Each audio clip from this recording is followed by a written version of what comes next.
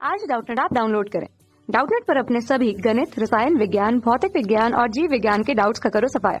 बस प्रश्न की फोटो खींचो, एक ही प्रश्न को क्रॉप करो और तुरंत वीडियो सोल्यूशन पाओ।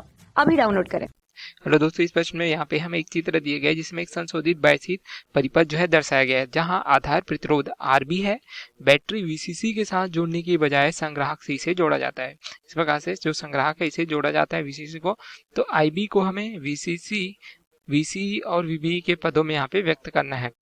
तो यहाँ पे VC का मान भी हमें ज्ञात करना है। तो हम यहाँ पे देखें VCC के लिए जब इस प्रकार से संग्राहक से जोड़ा गया है तो यहाँ पे इसके दो विभव होंगे, एक जो है उच्च विभव तथा एक निम्न विभव। तो हम इसे इस प्रकार से दर्शा सकते हैं। तो मान लीजिए नीचे की ओर हमें निम्न विभव इस प्रकार से प्राप्त होगा। तो अब यहाँ पे हम देखिए परिपथ के लिए अगर एक दिशा में चलते हैं और किरचॉफ का वोल्टा नियम लगाते हैं, तो यदि हम इस दिशा में चलते हैं किस ओर, यहाँ पे देख सकते हैं जब यह संग्राहक से आधार तथा उत्सर्जक की ओर, तो यहाँ पे किरचॉफ के वोल्टा नियम KVL से क्या प्राप्त होगा। पहले देखिए अब धारा की दिशा में चल रहे हैं, ठीक है, नीचे की ओर, तो पहला यहाँ पे ऋणात्मक मान है तो ये हो जाएगा ऋण VCC। उसके पश्चात यहाँ पे धारा की ओर दिशा में चल रहा है तो धनात्मक मान लेंगे। यहाँ पे धारा कितनी प्रवाहित हो रही है, IC धन IB के रूप में। यहाँ पे प्रतिरोध कितना है, यह है RC के रूप में।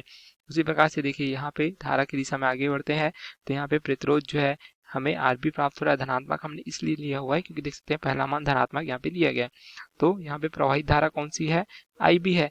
अब यहाँ पे नीचे की ओर जब चलते हैं तो एक जो ऊर्जा है जिसे आधार उत्सर्जक ऊर्जा कहते हैं, इसका मान VB लिया गया है। तो यहाँ पे धनात्मक मान पहले होने के कारण धन VBE दर्शाते हैं, बराबर क्या हो जाएगा, 0 हो जाएगा।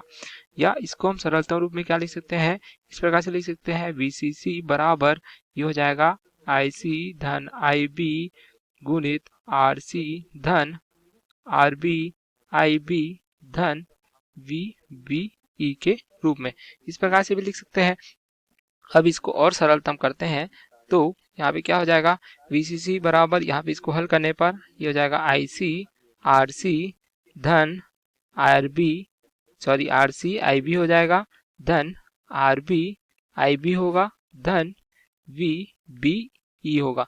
हमें IB का मान ज्ञात करना है तो यहाँ पे IB हम जो उभयनिष्ठ ले लेते हैं तो ये हो जाएगा IC RC धन, यहाँ पे IB अगर उभयनिष्ठ लेते हैं तो ये हो जाएगा RC धन RB के रूप में धन VBE। हमें IB का मान ज्ञात करना है तो अब देखिए हम क्या लिख सकते हैं, ये लिख सकते हैं हम IB RC धन RB बराबर VCC ऋण IC RC ऋण VBE हो गया। दूसरी ओर पक्षांतर करने पर अब हमें IB का मान ज्ञात करना है तो IB बराबर क्या हो जाएगा, यहाँ से VCC ऋण IC RC ऋण VBE बटे ये हो जाएगा RC धन RB के बराबर। इस प्रकार से हमने जो है मान ज्ञात कर लिया, देख सकते हैं IB अर्थात आधार धारा का मान VCC के पदों में। अब यहाँ पे दूसरा भाग पूछा गया है, यहाँ पे VC और VB के पदों में IB का मान ज्ञात करना है, तो यहाँ पे भी IB का मान ज्ञात करना है। तो अगर हम जो देखें यहाँ पे VB तो हमें प्राप्त होगा, VCC का अगर मान रख देते हैं हम तो ये हमें प्राप्त हो जाएगा। अब देखिए अभी हमें यहाँ किसका मान ज्ञात करना है, अब यहाँ पे हमें जो है IB का ही मान ज्ञात करना है, लेकिन VC और VB के पदों में। यहाँ पे VB तो हमें प्राप्त हुआ लेकिन VC प्राप्त नहीं हुआ है, तो इसके लिए हम जो पुनः किरचॉफ का वोल्टा नियम लगाएंगे, लेकिन किस दिशा में, देख सकते हैं यहाँ पे संग्राहक से उत्सर्जक की दिशा में, इस प्रकार से। तो पहले यहाँ पे पहले की भांति ही हम क्या लिखते हैं, ऋण VCC हो जाएगा, देख सकते हैं ऋण VCC KVL पुनः किरचॉफ का वोल्टा नियम लगा रहे हैं। उसी प्रकार से यहाँ पे नीचे की ओर आएंगे तो प्रतिरोध कौन सा है, RC, तथा यहाँ पे धारा कौन सी है, IB और IC के रूप में, या IC धन IB हम इस प्रकार से लिख सकते हैं। उसी प्रकार से यहाँ पे नीचे की ओर चलते हैं तो ये क्या हो जाएगा, धन VCE, क्योंकि यहाँ पे देख सकते हैं धनात्मक मान पहले प्राप्त हो रहा है तो धन VC हो जाएगा बराबर 0 हो जाएगा। तो यहाँ से हम क्या लिख सकते हैं, यहाँ से हम लिख सकते हैं VCC बराबर RC गुणित IC धन IB क्या हो जाएगा, धन VCE के बराबर।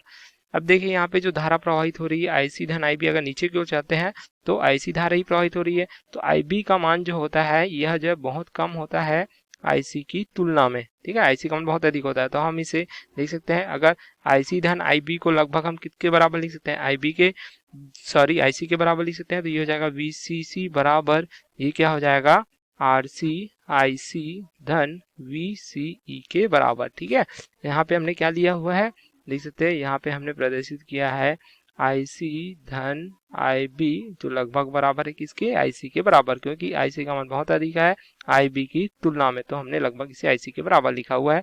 तो अब यह मान VCC का मान हम यहाँ पे रखेंगे, तो ये क्या हो जाएगा, IB बराबर देख सकते हैं RC IC धन VCE ऋण क्या हो जाएगा, यहाँ पे देख सकते हैं पहले जो मान था IC RC ऋण VBE बटे ये हो जाएगा RC धन RB। तो यहाँ से देख सकते हैं धन IC है, यहाँ पे ऋण IC है, तो यह आपस में कट जाएंगे, तो IB बराबर क्या हो जाएगा, ये हो जाएगा VCE ऋण VBE बटे RC धन RB। तो इस प्रकार से VCE और VBE के पदों में हमने यहाँ पे IB का मान जो है ज्ञात कर लिया है। तो यह हमें जो है दूसरा उत्तर प्राप्त हो जाता है। पहला IB का मान जो है VCC के पदों में, दूसरा यहाँ पे IB का मान VCE और जो है VBE के पदों में ज्ञात हो जाता है, जो हमें पूछा गया था। अब यहाँ पे VCE का मान हम ज्ञात करेंगे, तो पुनः हम कौन सा सूत्र उपयोग करेंगे, इस प्रकार से जो सूत्र हमने उपयोग किया है देख सकते हैं VCC बराबर इस प्रकार से VCC धन RC गुणित IC IB धन VC के बराबर। तो यहाँ से VC का मान क्या हो जाएगा, अगर इसे समीकरण 2 के रूप में दर्शाते हैं तो ये क्या हो जाएगा, देख सकते हैं यहाँ से हो जाएगा VCE बराबर VCC ऋण RC IC धन IB, ये क्या हो जाएगा, इस प्रकार से हमें जो है मान ज्ञात हो जाता है। VCE का मान किसके पदों में यहाँ पे ज्ञात हो जाता है, VCC के पदों में। तो यही हमें इस प्रश्न में पूछा गया था, 3 भाग, तो ये हमारे प्रश्न के उत्तर हो जाएंगे इस प्रकार से। Okay, thank you. कक्षा 6 से 12वीं से लेकर नीट IIT JEE वो एडवांस के लेवल तक 1 करोड़ से ज्यादा छात्रों का भरोसा। आज ही डाउनलोड करें डाउटनेट ऐप या व्हाट्सएप करें अपने सारे डाउट्स 8400 400 400 पर।